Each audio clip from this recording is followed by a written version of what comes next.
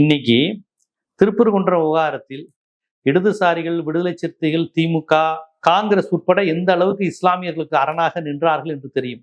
ஆனா இன்னைக்கு திருப்பரங்குன்றம் விவகாரத்தில் அவர்களால் அப்படி பேச முடியுமா?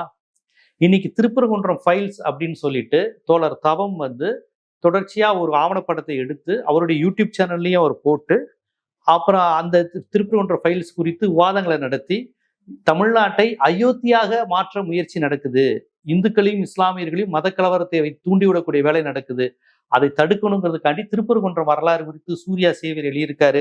அந்த ஃபைல்ஸ் திருப்பரங்குன்றம் வரலாற்றை, மதுரையினுடைய தொன்மை, அந்த திருப்பரங்குன்றம் மலையினுடைய தொன்மையை சொல்லி எந்த அளவுக்கு மத நல்லிணக்கத்துக்கு அடையாளமாக இந்த மதுரை மண் இருக்கிறது, இங்க நீங்க மத கலவரத்தை தூண்டிவிட பாக்குறீங்களா அப்படின்னு இந்துத்துவ அமைப்புகளுக்கு எதிராக ஒரு ஆவணப்படத்தை அவங்க வெளியிட்டாங்க. அது எந்த பிரச்சனையும் இல்லாம கடந்த ஆட்சியில வெளிவந்தது, திரையிடப்பட்டது. பல முற்போக்கு இடதுசாரி சிந்தனையாளர்கள் பாராட்டினாங்க. ஆனா இந்த நிலையில் தாவேக ஆட்சி வந்ததுக்கு அப்புறம் திருப்பரங்குன்றம் ஃபைல்ஸ் அதை திரையிட போகிறோம் என்று சொன்னவுடன் காவல்துறை தடுத்து விட்டது. அவங்க சொல்றாங்க, ஐயா நாங்க ஒன்றும் புதுசா போடல, இது ஆல்ரெடி யூடியூப்லயே இருக்கு, இது நாங்க திரையிட்டு மக்கள்கிட்ட விழிப்புணர்வு பிரச்சாரம், அதெல்லாம் பண்ணக்கூடாது, திருப்பரங்குன்றம் ஃபைல்ஸ் பண்ணக்கூடாது, RSSக்கோ இந்துத்துவத்துக்கோ எதிரான ஆவணப்படம் வெளியிடக்கூடாது என்று இந்த போலீஸ், தாவேகா போலீஸ், தமிழ்நாடு போலீஸ் தடுத்திருக்கு.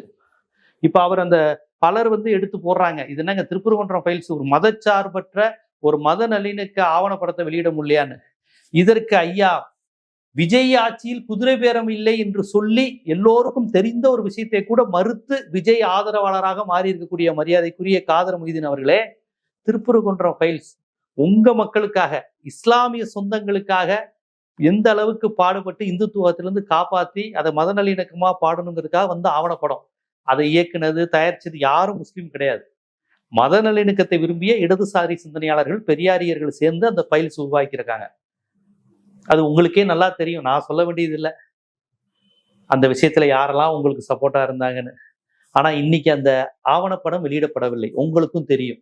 இந்த விஜய் அரசை கண்டித்து நீங்க அறிக்கை விடுவீங்களா? இந்த தமிழக அரசு இப்படி மோசமா எங்களுக்கு எதிராக இருக்கு, கடந்த அரசுல நாங்க இதை வெளியிட்டோம், இப்ப எங்களால வெளியிட முடியலன்னு உங்களால பேச முடியுமா?